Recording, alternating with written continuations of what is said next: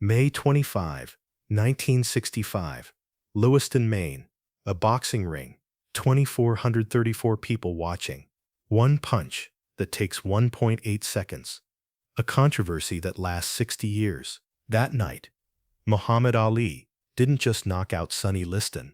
He knocked out belief itself. The question wasn't whether Liston fell. The question was why.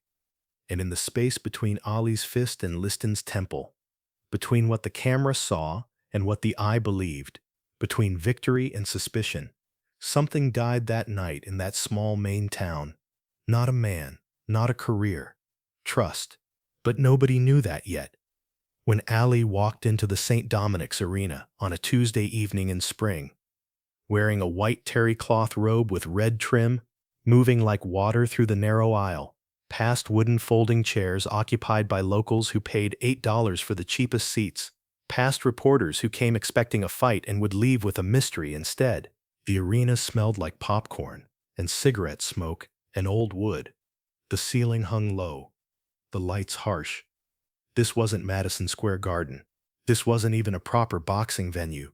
This was a youth recreation center, a high school hockey rink converted for one night, for one fight, for one rematch that nobody in the boxing world wanted to see in Miami, in New York, in Chicago, in any city where boxing mattered. Because 15 months earlier, Ali, then still Cassius Clay, had beaten Liston in Miami Beach, and Liston quit on his stool after round 6, claiming a shoulder injury.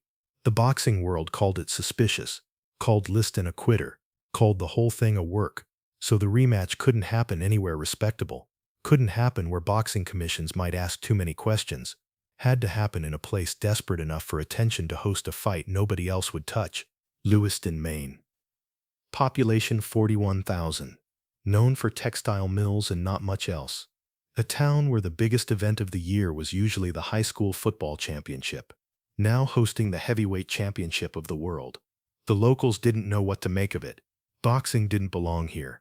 Ali didn't belong here. Liston didn't belong here. But here they all were anyway. In this wooden arena with bad acoustics and worse lighting, with a ring that wasn't quite regulation size, and ropes that sagged slightly in the middle. The crowd was small. Embarrassingly small. The arena could hold 5,000. Less than half showed up.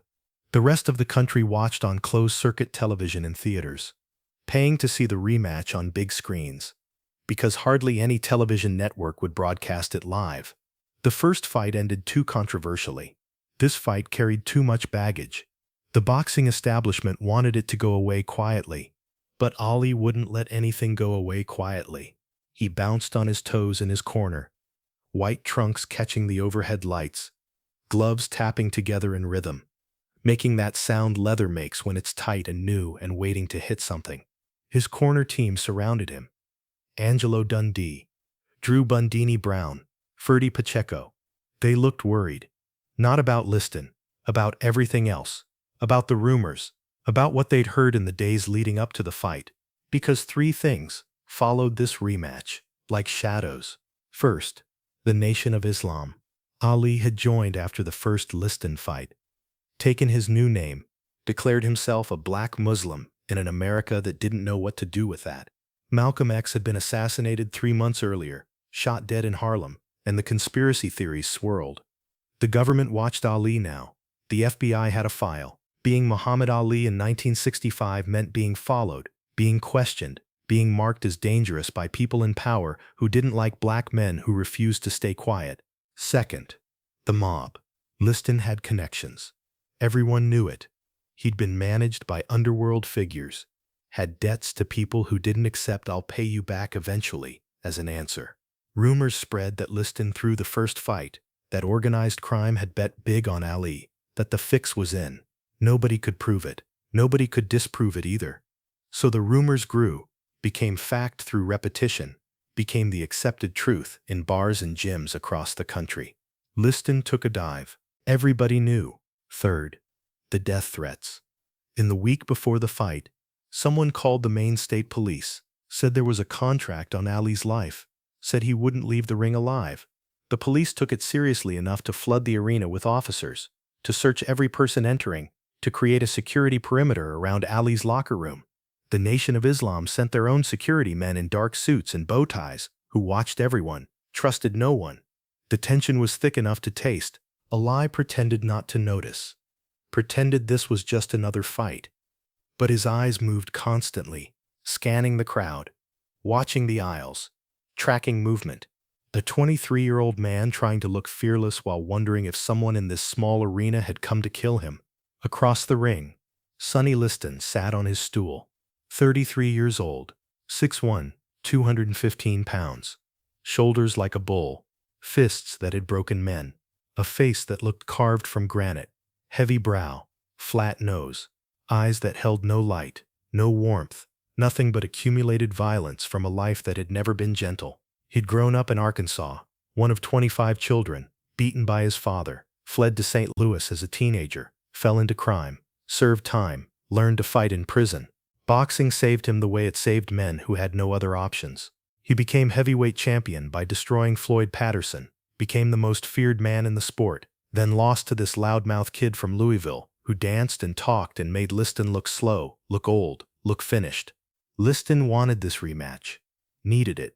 Needed to prove the first fight was a fluke, that his shoulder really did give out, that he wasn't a quitter, wasn't a coward, wasn't washed up.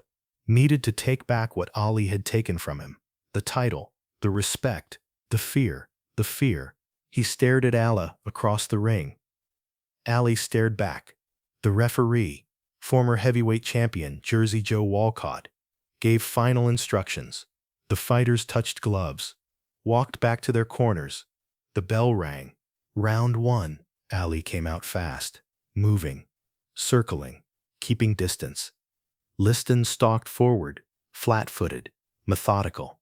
This was their dynamic. Youth versus power, speed versus strength, the future versus the past. Ali threw jabs, testing range. Liston slipped some, 8 others, kept pressing forward. 30 seconds in, Ali landed a combination. 1-2, jab cross. Liston's head snapped back. The crowd stirred. Ali circled left. What happened next took 1.8 seconds. Ali planted his right foot, pivoted his hip, threw a short right hand. Not a haymaker, not a wild punch, just a compact overhand right, traveling maybe 12 inches, coming down at an angle over Liston's left jab, landing somewhere in the region of Liston's temple or jaw or cheekbone. The camera angles would argue about the exact location for decades. The punch connected. Liston's knees unlocked. His legs went loose. His body tilted backward, not straight down but at an angle, like a building losing its foundation. His arms came up instinctively, but without purpose, without target, just the muscle memory of defense that no longer had connection to intention. His eyes stayed open. His mouth stayed closed. He fell, not collapsed, not crashed. Fell, slowly, like time itself had changed density around him. His back hit the canvas, his head followed. Soft, no bounce, just the sound of a heavy body meeting solid surface. The arena went silent, then erupted, but not with cheers, with confusion, with anger, with the sound of 2,434 people trying to process what they just witnessed and finding no satisfactory explanation. Jersey Joe Walcott never started a count. Instead, he tried to push Ali to a neutral corner. Ali ignored him, stood over Liston, screaming, get up and fight, sucker." Ali's face twisted with something between rage and vindication and theatrical performance. He stood there, legs spread, gloves down, mouth open, shouting at the fallen former champion while Walcott pushed at his shoulders, trying to move him, trying to create space. Liston rolled to his side, started to get up, stopped, fell back. The crowd booed. Some stood. Some threw programs toward the ring. This wasn't what a knockout looked like. This was what a fix looked like. This was what mob money looked like. This was what betrayal looked like.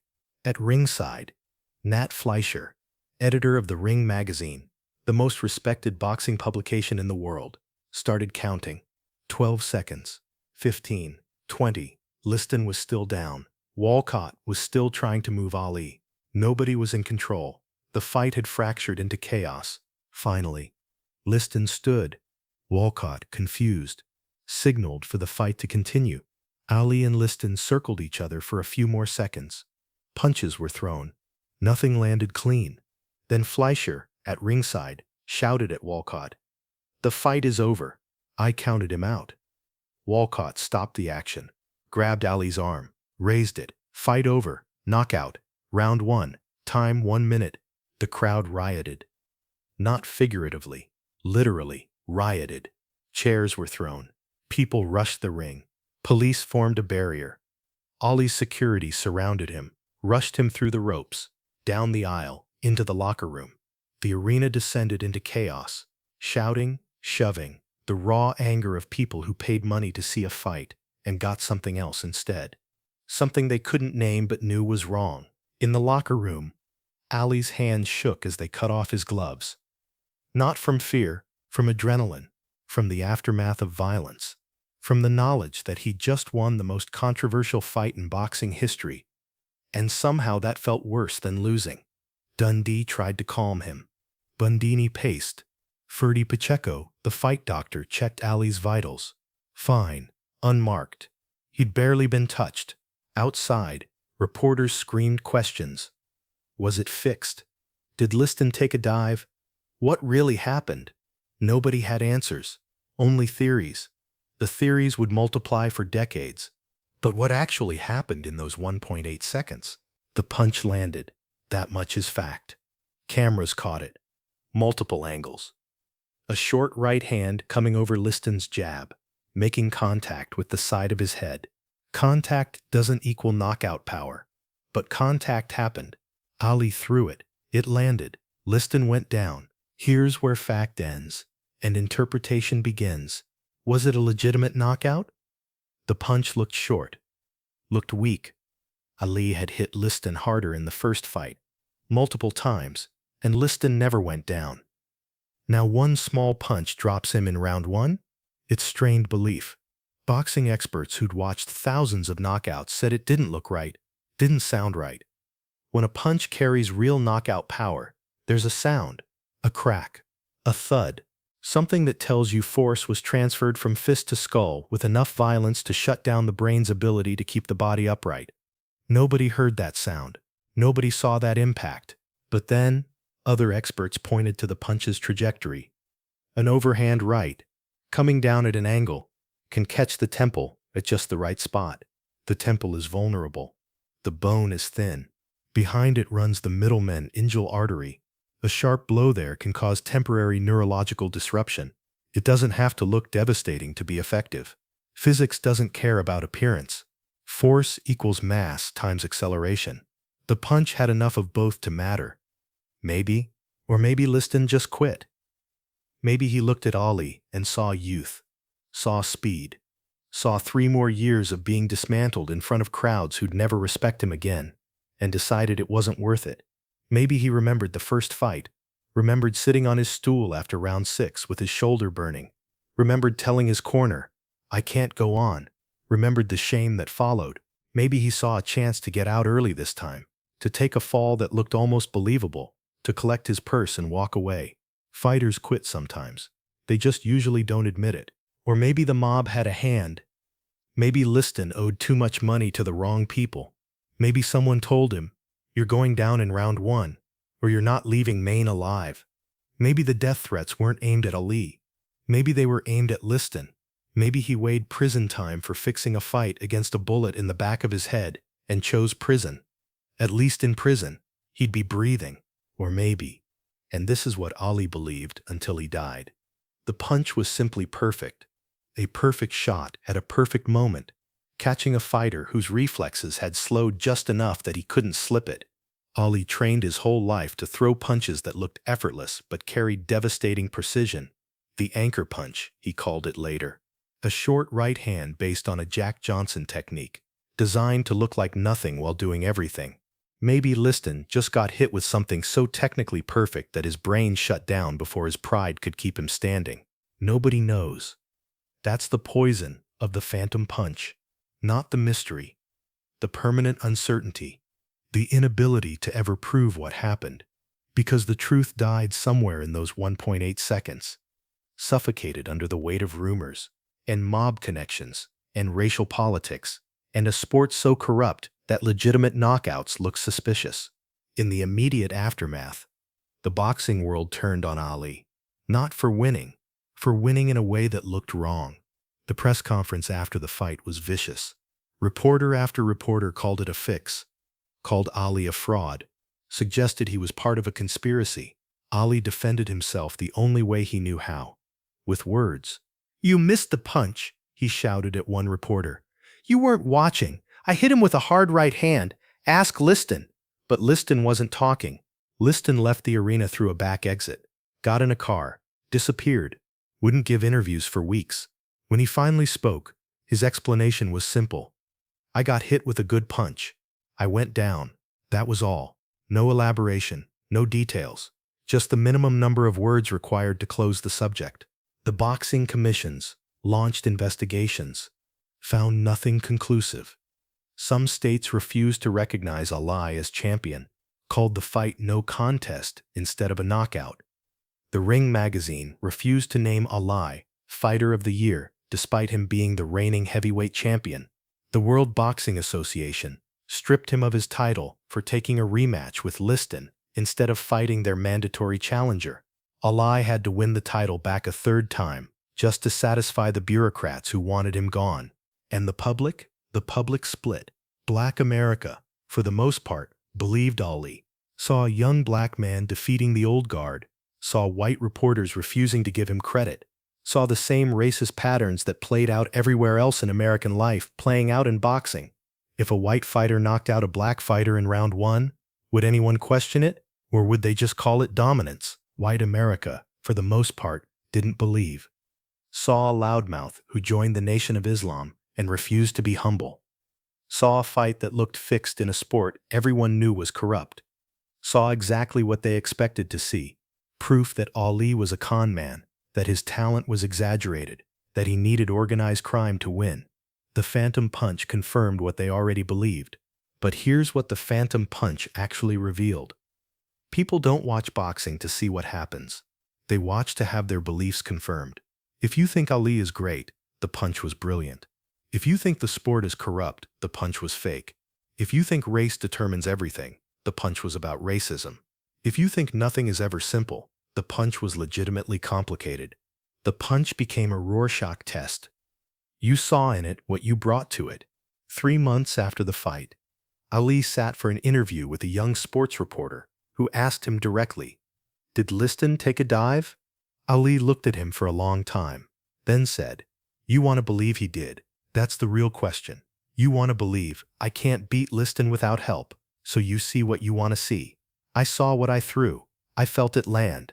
I watched him fall. That's what I know. What you know is what you choose to believe." The reporter didn't know what to write. Neither did anyone else. So they wrote everything. Wrote that it was fixed. Wrote that it was legitimate. Wrote that it was both. Wrote that it was neither. The Phantom Punch became the most written about knockout in boxing history, precisely because nobody could agree on what to write. Ali moved on, defended his title 9 more times, fought Frazier, fought Foreman, fought Norton, became the most famous athlete on the planet. The Phantom Punch faded into a footnote in a career that transcended sport. But it never disappeared completely. Every few years, a new documentary would examine the footage. A new reporter would investigate the rumors. A new generation would discover the mystery and try to solve it. Liston fought 3 more times after that night in Lewiston. Won 2, lost 1, then died in 1970, found in his Las Vegas home. Needle marks in his arm, heroin in his system, the official cause of death, drug overdose. Suspicious circumstances everywhere. His wife claimed he'd been dead for days before his body was discovered. Claimed people had been in the house. Claimed it wasn't suicide. The police closed the case quickly. Too quickly. Liston died with as much mystery as he lived. The man who fell from the Phantom Punch never got back up. Not really. Not in the way that mattered. Decades later, ESPN did a frame-by-frame analysis of the knockout, slowed it down to 1/100th of a second, tracked Ali's fist from chamber to extension to impact, measured the angle, calculated the force. Their conclusion: Inconclusive. The punch made contact. Contact should have generated force. Force should have been sufficient for a knockout. But the visual evidence didn't match the physics. Or maybe the physics were right and the visual evidence was misleading. Or maybe neither. Or maybe both. In 2015, 50 years after the fight, a group of boxing historians gathered to watch the footage again, to debate once more what really happened. They argued for 3 hours, took a vote, legitimate knockout or fixed fight. The result, 50-50, exactly split. After 50 years of investigation, analysis, and argument, the experts remained perfectly divided. The phantom punch had achieved something almost impossible: permanent controversy. Here's what we know for certain. On May 25, 1965, in a small arena in Maine, Muhammad Ali threw a punch that took 1.8 seconds to change his life forever. Not because it won him a fight. He'd already won the title the year before. Not because it proved his skill. He'd proved that many times over. But because it taught him something nobody had taught him before: that winning isn't enough if people don't believe you won. That lesson followed him for the rest of his life. When he refused the draft 2 years later, people said it was a political stunt. When he lost to Frazier, people said it proved he was never that good. When he beat Foreman, people said Foreman took a dive. No matter what Ali did, no matter how clearly he did it, someone would question whether it was real. The phantom punch was the first time Ali learned that truth and belief are not the same thing. That you can be right and still be doubted. That victory can feel like defeat when nobody trusts what they saw. In his later years, when Parkinson's had slowed his speech and stiffened his movements, when the fastest man in boxing history moved in slow motion, reporters would still ask him about Lewiston, about the punch, about what really happened. And Ali, using the few words his body would allow, would say, "It was real. I hit him. He fell. That's all." But it wasn't all. It was never all.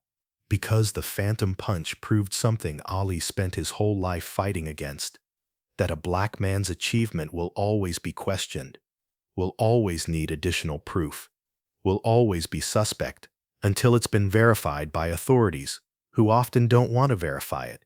The phantom punch was real. The knockout was real. The victory was real. But the doubt was real too. And in America, in 1965, doubt always weighed heavier than evidence. When the evidence favored someone the establishment wanted to fail. 60 years later, you can watch the footage on YouTube. Watch Ali throw the punch. Watch Liston fall. Watch the chaos that follows. Read the comments.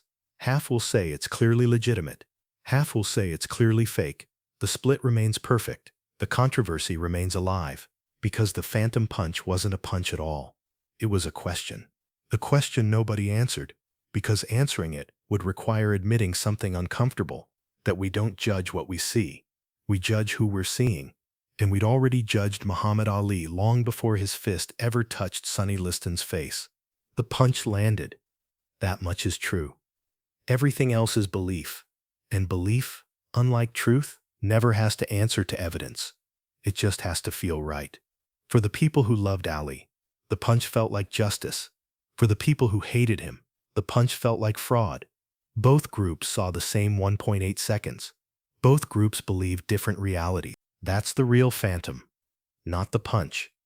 The gap between what happened and what people chose to see. Muhammad Ali lived in that gap for his entire career. Won championships in that gap, lost years of his prime in that gap, became a legend in that gap. And on a Tuesday night in Maine, in a small arena with bad lighting and worse acoustics, in front of 2,434 witnesses who couldn't agree on what they'd witnessed, the gap opened wide enough to swallow truth whole. The fight was over in 1 carat. The argument never ended. And maybe that's the point. Maybe the phantom punch was never meant to be solved. Maybe it was meant to show us something we didn't want to see: that sports, like everything else in America, are filtered through lenses we don't control and often don't recognize. That victory and defeat are less about what happens in the ring and more about who's deciding what happened. That Muhammad Ali could be the greatest boxer of his generation and still never be allowed to just win. He had to win and then prove it. Win and then defend it. Win and then watch people deny it happened the way it happened. One punch, 8 seconds. One punch. 60 years of controversy. A lifetime of doubt. And Muhammad Ali, standing over Sonny Liston, screaming to get up, not realizing that even in victory, even in dominance, even with his arm raised and the title secured, he'd never be allowed to simply be believed. That's the phantom punch. Not what you saw, what you chose to see. And the choice, as always, was never really about boxing. It was about who deserved to be champion. And in 1965, for many Americans, a loud black Muslim who wouldn't apologize for existing didn't deserve anything. Not victory, not respect, not even the benefit of the doubt when his right hand landed clean. The punch was real. The doubt was real. And in the end, the doubt outlived the truth. Because that's what doubt does. It doesn't need evidence. It just needs permission. And America, in 1965, gave itself permission to doubt Muhammad Ali every single day. So when you watch that footage, when you see Liston fall, ask yourself, what do you see? A legitimate knockout? A dive? A mystery? And then ask yourself the harder question, why do you see what you see? What lens are you looking through? And who gave you that lens? Because the phantom punch doesn't exist in the ring. It exists in the space between your eyes and your brain, where belief lives, where truth goes to die, where Muhammad Ali learned that being the best was never going to be enough. You had to be the best and make people believe it. And some people, no matter what you did, no matter how clearly you did it, would never believe. The punch landed. Liston fell. Ali won. That's history. Everything else is just America, doing what America does best, questioning whether a black man earned what he took. And 60 years later, we're still arguing, still split, still unable to agree on what 434 people saw in person and millions more saw on film. The phantom punch remains a phantom. Not because the punch wasn't real, but because we needed it to be a ghost, needed the doubt, needed the controversy, needed a reason to avoid giving Muhammad Ali what he'd earned, unconditional respect. He knocked out Sonny Liston in round 1. That should have been the story. Instead, the story became, did he really? And that question, that relentless, grinding, exhausting question, followed Muhammad Ali for the rest of his life. Not because the answer was unclear, because the people asking the question didn't want an answer. They wanted permission to keep asking. The phantom punch gave them that permission, and they've been using it ever since. 1.8 seconds. A lifetime of doubt. A legacy built in the gap between what happened and what people wanted to believe. That's not a boxing story. That's an American story. And Muhammad Ali lived it every day from that Tuesday night in Maine until the day he died. The punch was real, but so was the phantom. And we're still deciding which one to believe.